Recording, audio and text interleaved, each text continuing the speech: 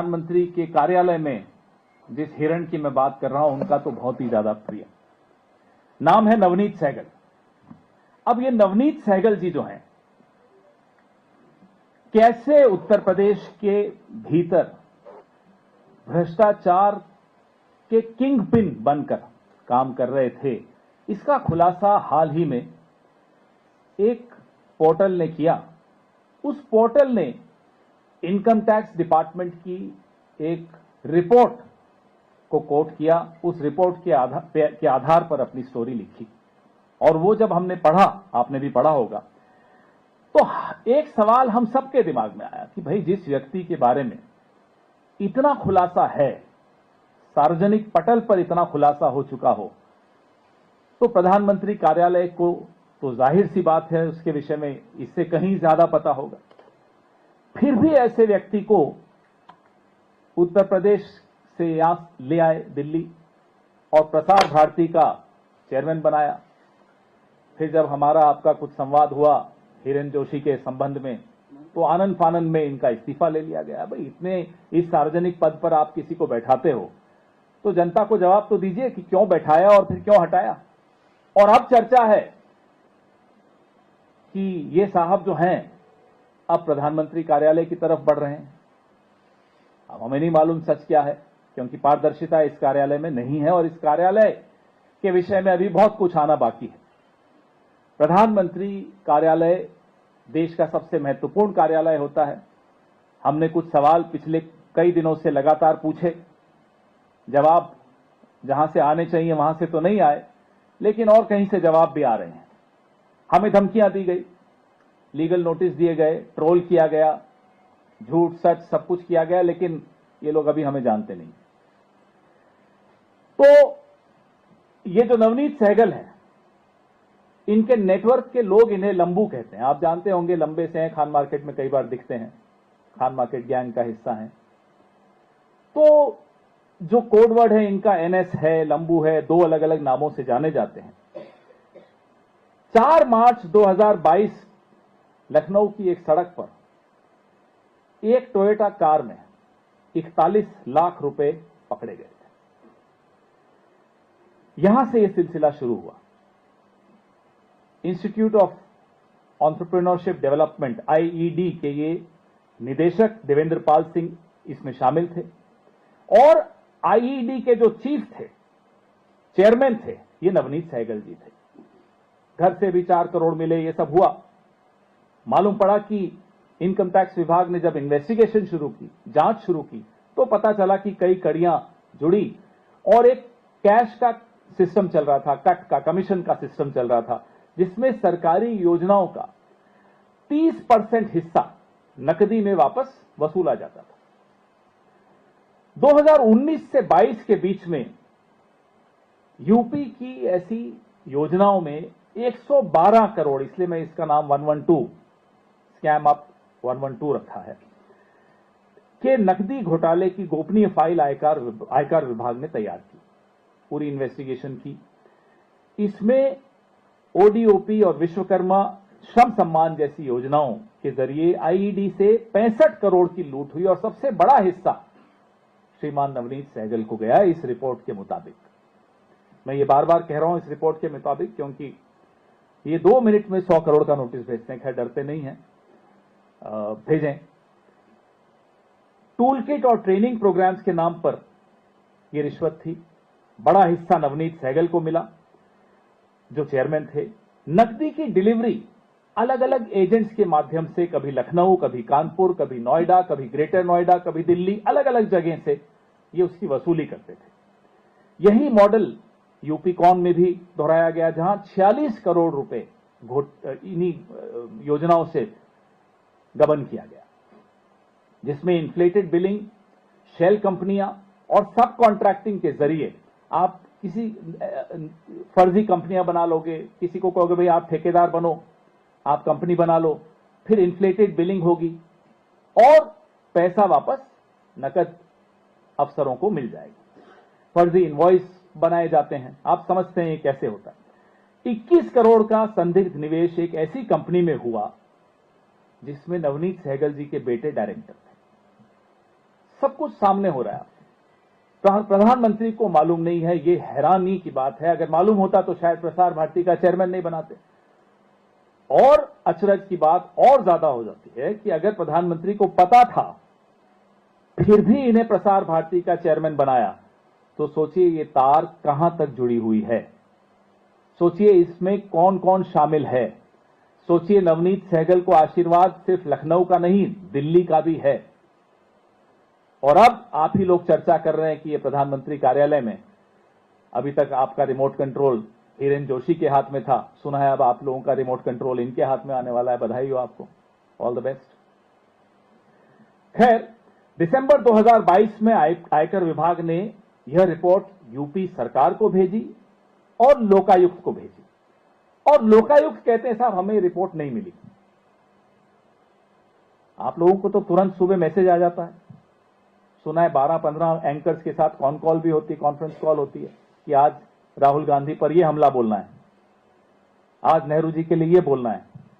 लेकिन 254 पेज की रिपोर्ट भारत सरकार के आयकर विभाग द्वारा उत्तर प्रदेश सरकार और लोकायुक्त को भेजी जाए और लोकायुक्त को मिले ही नहीं, ये भी चमत्कार यहीं हो सकता है।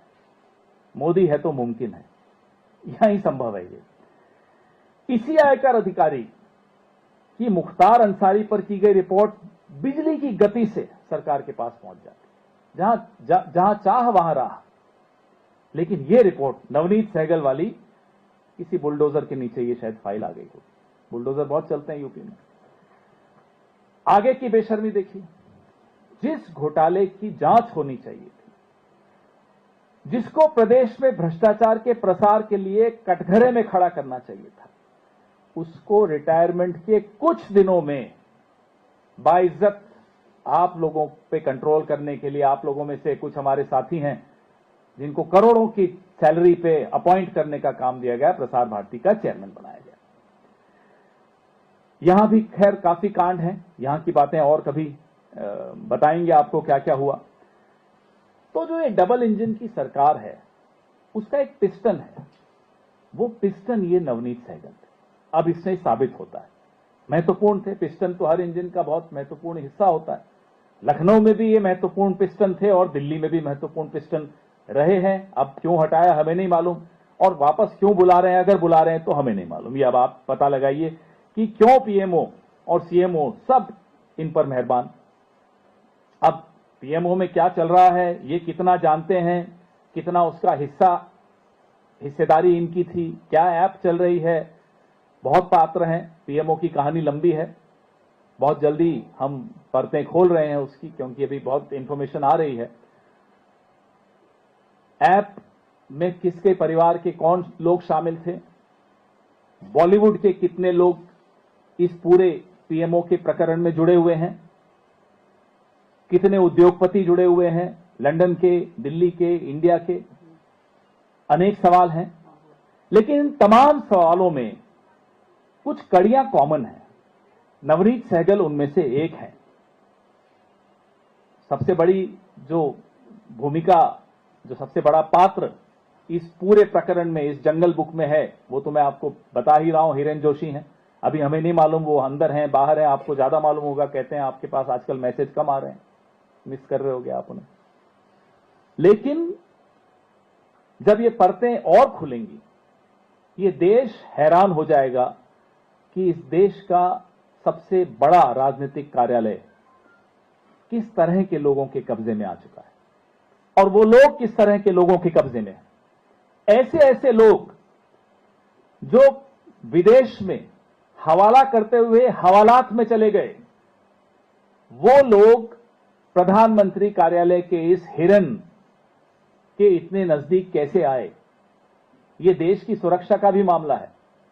वो ऐसा कार्यालय है जहां संदिग्ध लोगों को दूर रखना चाहिए, लेकिन वो कार्यालय संदिग्ध लोगों से भर गया है, संदिग्ध लोगों के कब्जे में आ चुका है।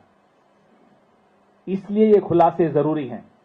इसलिए कितनी भी धमकियां आ जाएं, कितने भी नोटिस आ जाएं, ये खुलासे हम करेंगे। अब आपके सवाल, आप मत डरिए, वो नहीं आएंगे यहां। तो मैं आपको प्रेस रिलीज भी भेज रहा हूं। एक महत्वपूर्ण मुद्दा इसमें मैं से शायद रह गया कि 2018 और 20 के बीच में सहगल परिवार ने एक 17.5 करोड़ की प्रॉपर्टी खरीदी। एसडीपी इंफ्राकॉन प्राइवेट लिमिटेड नाम की कंपनी से खरीदी। ये जानकारी आज सुबह ही मुझे मिली तो मैं नहीं बता पाया। ये एक ऐसी कंपनी है जिस पे इनकम टैक्स विभाग को शक है कि एक शेल कंपनी। इसी दौरान यूपीकॉन, जिस सरकार का संस्था है यूपी सरकार की, जिसके चेयरमैन नवनीत सहगल जी थे, यूपीकॉन इस कंपनी को किराया दे रहा था। यूपीकॉन ऐसी कंपनी को किराया दे रहा था जो कि शेल कंपनी मानी जा रही है, जिस कंपनी से यूपीकॉन के चेयरमैन के परिवार ने 17 करोड़ 59 लाख की एक प्रॉपर्टी खरीदी। अभी कॉन्फ्लिक्ट ऑफ इंटरेस्ट इससे बड़ा और क्या हो सकता है? ये सब सार्वजनिक हो चुका है, छप भी चुका है, डरिए मत, छापिए। ये हितों के टकराव का एक उदाहरण आपको दिया है। वो रिपोर्ट अभी हमारे पास नहीं है, लेकिन वो रिपोर्ट मैंने सुना है घूम रही है।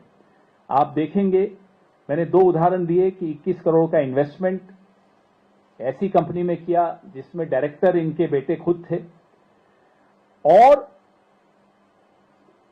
लोकायुक्त से कैसे गायब हुई, लोकायुक्त को कैसे नहीं मिली ये रिपोर्ट। ये 3-4 सवाल जो हमारे हैं, और ये मोदी जी से सवाल इसलिए भी पूछना जरूरी है कि साहब, आप हमारे प्रधानमंत्री, आज डॉक्टर मनमोहन सिंह जी की पुण्यतिथि भी है, उनको हम श्रद्धांजलि देते हैं। उनके लिए कहते थे कि साहब वो रेनकोट पहनकर नहाते हैं। अब मौन मोदी क्यों बनकर बैठे हैं? मोदी जी चुप क्यों हैं? क्यों नहीं जवाब दे रहे कि हिरेन जोशी का स्टेटस क्या है, कि क्यों प्रसार भारती में उनको पहले नवनीत सहगल को लगाया गया और क्यों फिर उनको हटाया गया? क्या नवनीत सहगल को फिर से आप पीएमओ में लाने की कोशिश कर रहे हैं?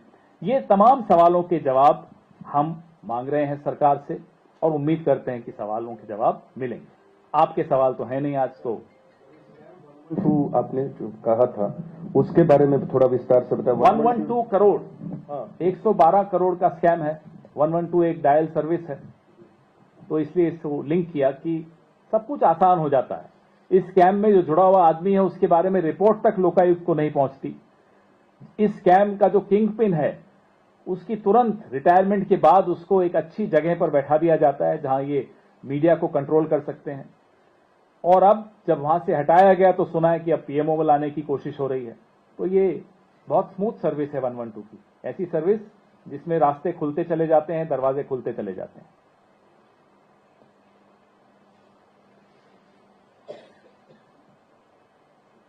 हो गया?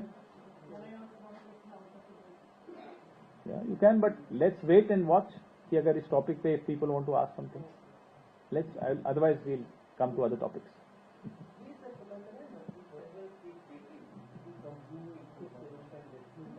वो कौन सी कंपनी है जिसमें, या क्या वो सेल कंपनी है या जिसमें इन्वेस्टमेंट किया है? जो जिस पोर्टल में ये रिपोर्ट आई है उसमें ये डिटेल्स आपको मिलेंगे, और इनकम टैक्स की जो 254 पेज की रिपोर्ट है उसमें भी है ये।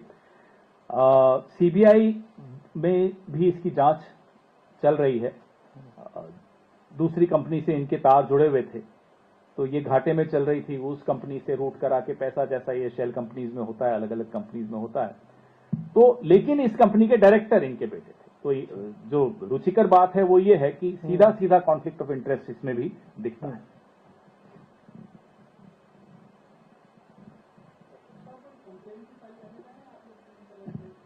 सब कुछ हमें से ही कराओगे आप सवाल भी नहीं पूछोगे, सब काम भी हमसे कराओगे।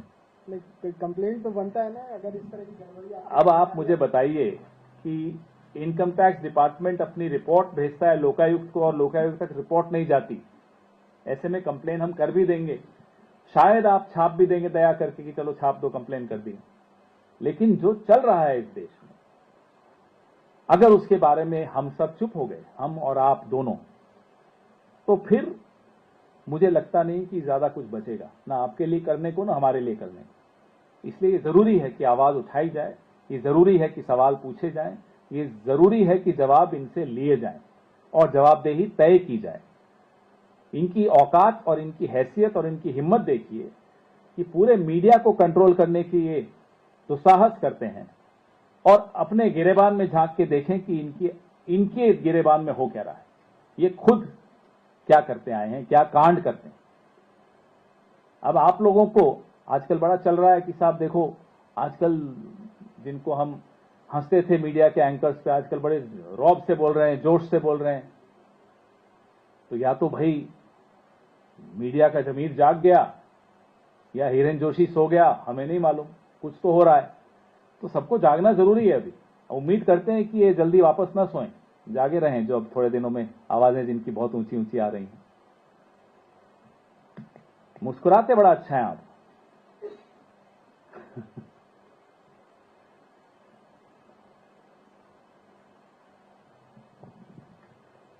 So there are many assaults reported on various parts of India against Christians in relation with the Christmas celebration. What is the Congress Party's take on this? Is the Christmas and preamble of our Constitution being sidelined by religious forces? Well, we have lashed out very sharply against these elements. Across the country, we've been getting reports over the last 2-3 days of attacks, organized attacks against the minority community of Christians, against their celebrations on churches, in malls.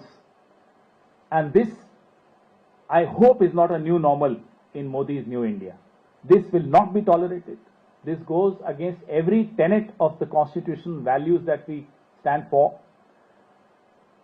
The BJP government at the center has no right to talk about what our minorities, Hindu minorities, go through outside of India when they can't protect the rights of minorities within the country.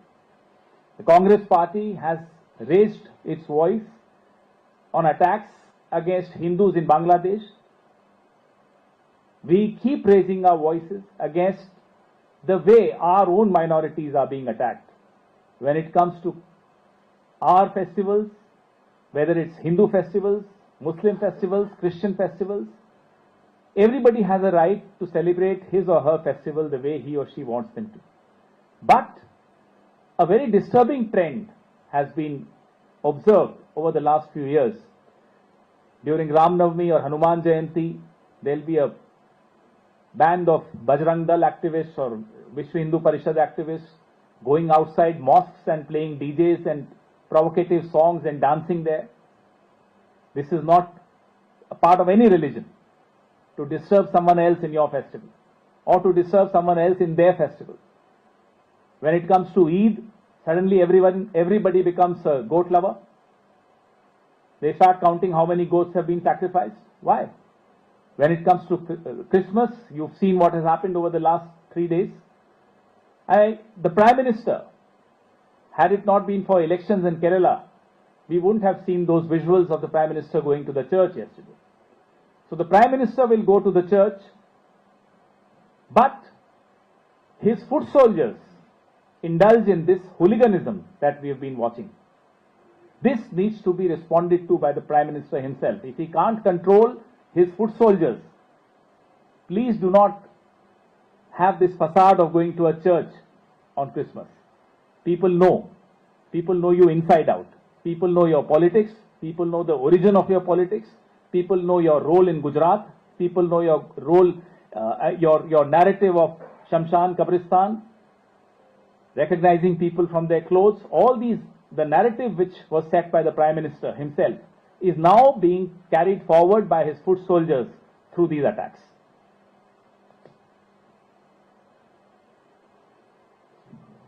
Sir, I have two questions. One of the rape survivor in Madhya Pradesh, she has attempted suicide. She has named the son of a BJP leader from Madhya Pradesh, and now she has attempted suicide. Do you believe that this is the lack of law, the right kind of action which needs to be taken in such kind of cases, that she has been forced to do this? It's very shocking. Whether it's Ankita Bhandari, whether it's Hathras, whether it's Kathua, whether it's Unnao, and now you're talking about Madhya Pradesh, and several other examples across the country, you will see the brazenness with which rapists think they can get away with the crime. This brazenness comes only when you have very powerful, strong people backing you. I remember the very sad days, the Nirbhaya days, all of you were there on the roads of Delhi protesting or covering the protests. Governments were sensitive during those days. You would not see a single political activist fighting for the rapist. In 75 years, I don't think you've ever seen that. But over the last 7-8 years, starting from Kathua, where there was a rally taken out by the BJP in favor of the rapists. Then you saw Hathras, then you saw Kannauj, then you saw Unnao, then you saw Ankita Bhandari's case. Recently, Dushyant Gautam's name came up, who is a senior leader, Rajya Sabha MP of BJP. And now you're talking about Madhya Pradesh. So there is a pattern. The pattern is of powerful politicians backing rapists. And therefore, the brazenness with which these rapists think they can get away with the heinous crimes they have indulged in.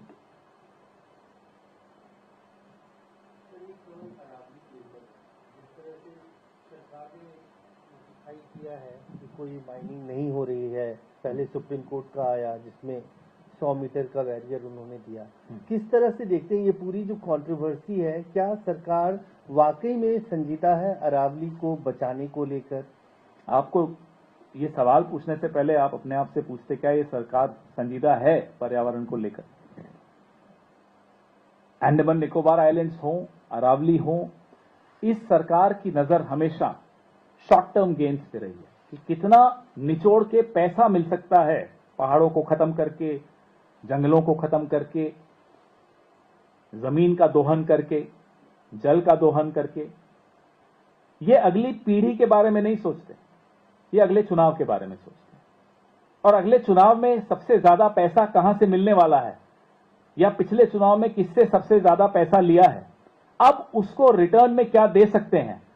उसमें अरावली भी आ सकते हैं, उसमें Andaman Nicobar islands के जंगल भी आ सकते हैं, उसमें सिंगरौली भी आ सकता है, उसमें आपके झारखंड, छत्तीसगढ़, ओडिशा यहां के जंगल भी आ सकते हैं, उसमें कश्मीर की इलीगल माइनिंग भी हो सकती है, वहां सब कुछ हो सकता है, क्योंकि अपने दोस्तों को लाभ पहुंचाना है।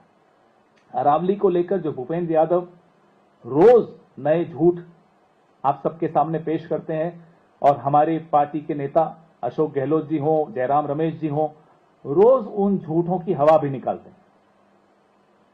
अभी 2 दिन पहले भूपेंद्र यादव कहते हैं साहब आपके वक्त इलीगल माइनिंग होती थी। ठीक है साहब, तो इलीगल माइनिंग होती है तो क्या उसको लीगलाइज कर दिया जाए? रेप भी होते हैं तो क्या लीगलाइज कर दोगे साहब? 10 लाख दो रेप कर सकते हो, 15 लाख दो मर्डर कर सकते हो, क्या ऐसा होता है? इलीगल होता है इसलिए उसको लीगलाइज कर दे, ये कभी हमने सुना नहीं। ये न्याय की कौन सी परिभाषा है, ये भूपेंद्र यादव ज्यादा जानते होंगे। मुझे नहीं लगता वो हमारे राज्य के हैं, जीते होंगे वहां से। हमारे राज्य के होते तो इस तरह की सोच नहीं हो सकती। राजस्थान में मैं ये मानता था, मैं था इसलिए बोल रहा हूं कि अब नहीं मानता हूं, किसी भी राजनीतिक दल का व्यक्ति हो, अरावली को लेकर संजीदा ही नहीं भावनात्मक भी उसका रिश्ता होता है। अरावली भूपेंद्र यादव का रिश्ता राजस्थान से सिर्फ वोट का रिश्ता है, दिल का रिश्ता नहीं है। अरावली पे जो उन्होंने स्टैंड लिया, इससे यह साबित हो जाता है कि ये सिर्फ यहां वोट लेकर सत्ता लेने आते हैं, उसके बाद यहीं जिस थाली में खाते हैं उसी में छेद भी करते हैं। यहीं के अरावली तबाह भी कर रहे हैं। अरावली पर आने वाले दिनों में हम अपनी पूरी रणनीति भी आपके सामने रखेंगे। हो गया? एक बार और पूछ लूं, नवनीत सहगल पे कुछ पूछना हो तो? हंस रहे हो, उनसे भी डरते हो क्या? तुम्हें जंगल में सिर्फ शेर से डरना चाहिए, अब हिरन से भी डरोगे, गीदड़ से भी डरोगे, लोमड़ी से भी डरोगे, तो कैसे काम चलेगा? ये तो खरगोश है, उससे भी डर रहे हो आप। धन्यवाद।